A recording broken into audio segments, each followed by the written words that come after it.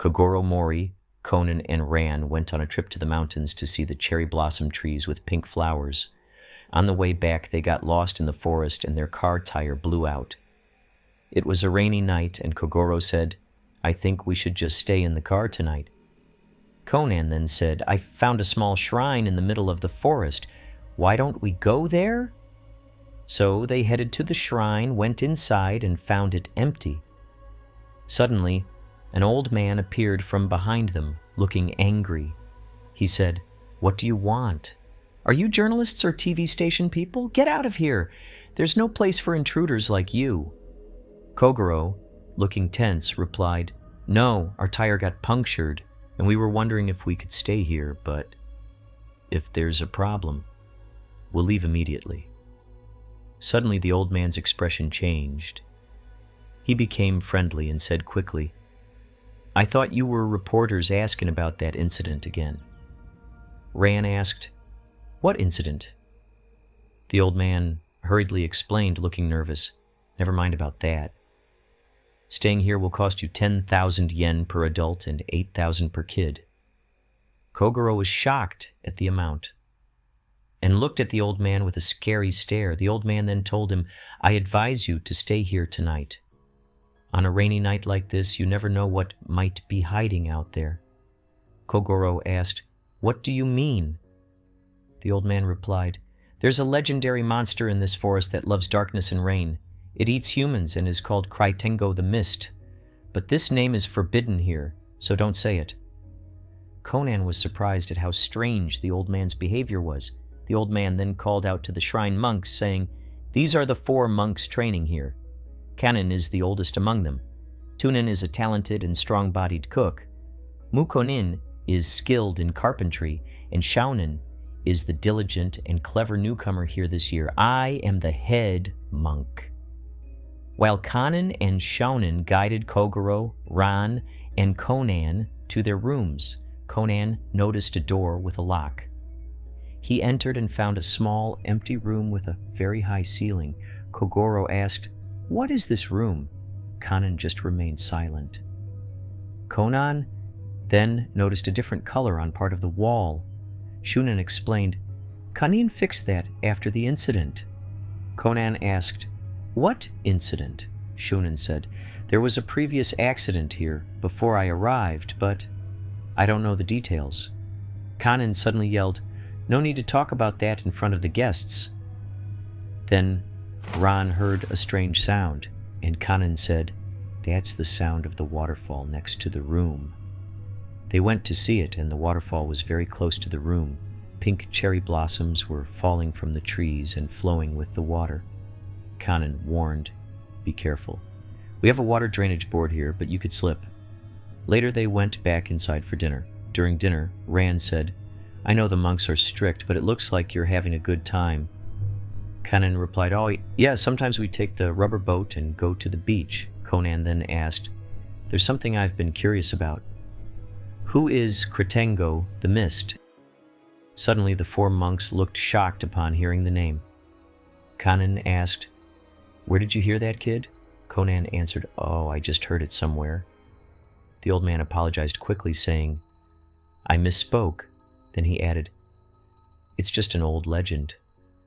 They say that on rainy nights, a creature called Kritengo the Mist sneaks into villages, uses its immense power to destroy homes, kidnap people, and hang their bodies from tall trees, eating their flesh. It mostly targets young women, but..." Ran was terrified and said, "It's just an old legend. Don't take it seriously." Mukunin looked nervous but said, "It's not just a legend. 2 years ago, something happened here related to that myth." Conan asked Kogoro, "Why don't you ask them for details, sir? You're the great detective, Kogoro Mori, the sleeping detective. Maybe you'll figure something out." Everyone in the room was stunned when they found out he was the great detective Kogoro Mori. The 4 monks quickly gathered around him, happy. They said, "Listen, Mr. Kogoro, there was an incident here 2 years ago. A young guy..." Suddenly, the old monk shouted angrily, "That's enough! Dinner's over." Everyone went back to their rooms to sleep. The old man then got up and said to Kogoro, "Sorry, sir. You can stay here tonight, but you have to leave in the morning." He went to his room, leaving Conan puzzled. While everyone was sleeping, Ran couldn't sleep because she was scared of the legend, so she woke up her dad and Conan. Standing in the hallway, Kogoro and Conan talked. Kogoro said, "I don't believe she's afraid of such a monster. It's impossible for Kritengo the Mist to be real." Suddenly, Ran appeared behind him, wearing a mask of Kritengo the Mist, and approached him. Kogoro yelled in fear. Conan rushed out of his room, asking what happened. Ran said, "No, we were just joking." In the morning, Shonen came to wake Kogoro, Ran, and Conan. He looked exhausted. Kogoro said, "You didn't sleep well last night, Shonen?" Shonen nodded. "Yeah, I was up reading until after 3 a.m. When they went to breakfast, Kogoro noticed that all the monks showed signs of fatigue and exhaustion. Mukonin scolded Kogoro, saying, "That's because you were shouting all night. None of us could sleep after that." Ran asked, "Where did Conan and the old monk go?" Tunin answered, "We haven't seen the head monk since this morning. Conan went looking for him." When Shunin opened the door, they suddenly heard Conan yelling. They rushed to the meditation room with the high ceiling. There they found Conan sitting on the floor, staring in amazement and speechless. Kogoro asked what happened. Conan pointed upward. When they looked up, they saw the head monk hanging in mid-air, but he wasn't flying. He was hanging from above. The room had only the monk hanging, a big hole in the wall, an axe on the ground, and a torn rope. Police arrived to investigate. Inspector Magura said, "It looks like the victim died sometime between 10 p.m. and midnight." Conan asked Conan, "How did you find the monk so quickly?" "He was hanging from above. If I were you, I wouldn't have been able to find him that fast." Mukonin answered, "It's normal. We found him because this happened 2 years ago, too." Kogoro asked, "What happened 2 years ago?" Magura explained, "It was the same method. A monk named Chunen came to meditate in this room. One night he cut a big hole in the wall and disappeared. We looked for him for 3 days, but he was gone. Then, on the 4th day, when we came to fix the wall, we found Chonen hanging in the same way as the current victim. We thought he escaped through the hole, but the door was open. A carpenter said that making such a big hole would take a whole day for one person. Only a legendary monster like Kritengo the Mist could do it so fast." Magura added, "This case was closed as a suicide, but it's suspicious. No marks of anyone touching the sides of the hole, and the rope was tied in the middle. It looks like the victim hanged himself. Then they found a large hole in the wall, similar to the one from 2 years ago. The only way the killer could have done it was by climbing up and hanging himself, but that's impossible for someone to carry a heavy body up a rope. The only explanation is that the killer climbed up himself, hanged himself, and then the body was left hanging." Magura asked, "What does this have to do with the killer?"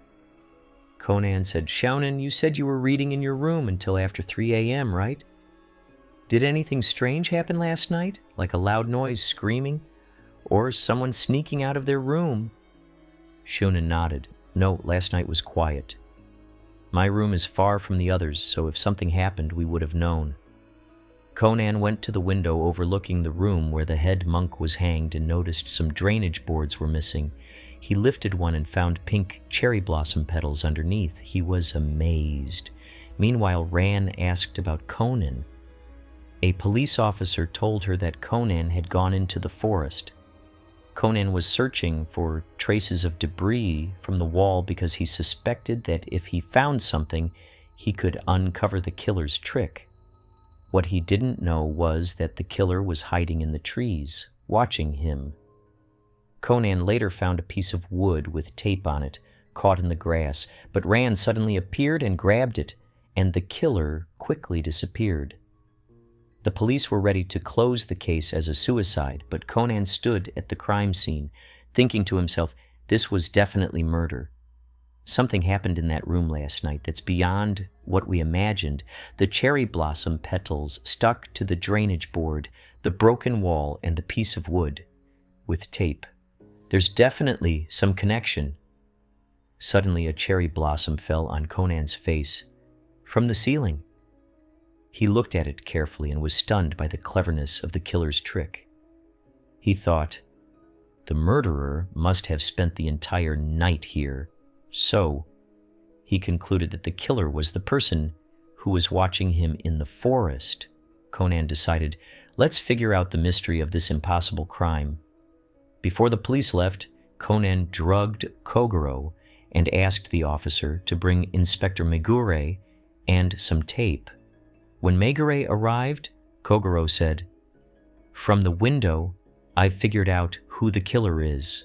Megure asked, "You mean it wasn't a suicide? How come there are no marks on the sides of the hole and the rope didn't show any signs of being pulled?" Kogoro explained that's normal because the killer lifted the victim into the air and hanged him. The sound of the waterfall next to the window is also a clue. Maybe the killer directed water from the waterfall into the room and filled it up. Megure said, "That's impossible. There's no sign of water on the body." Kogoro replied, "Conan said they take a floating boat to the beach sometimes. If the killer filled the boat with water, put the body in, covered it with plastic, and used the boat to reach the ceiling, it wouldn't get wet." Megure argued, "But the waterfall and the window are far apart. It's impossible for water to reach the room." Suddenly, water from the waterfall splashed on Megure's face. Kogoro said, "The killer used the drainage board and sealed the openings with tape.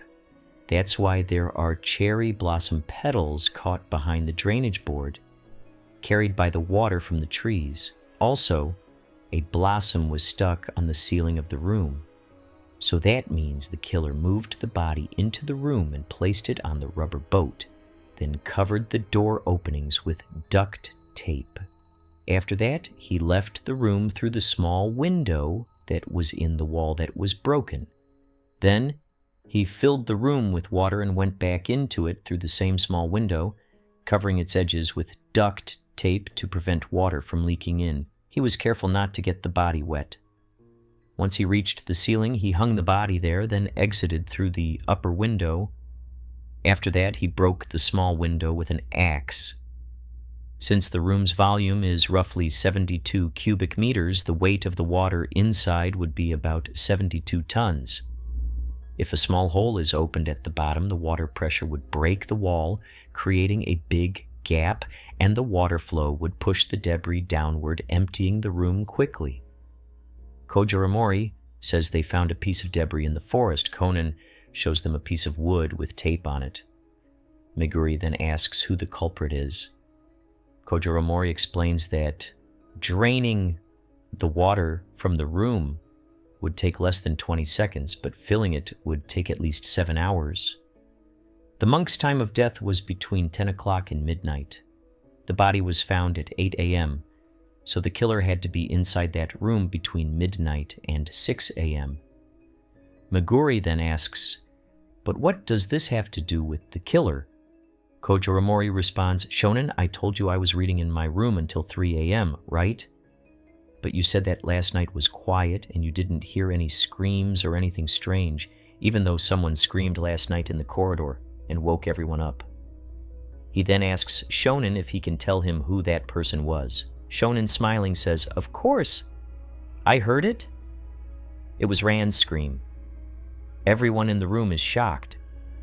Shonen continues, smiling, "That scream really scared me." Kogoro Mori cuts him off, saying, "Shonen, the person who screamed last night was me." Shonen is stunned.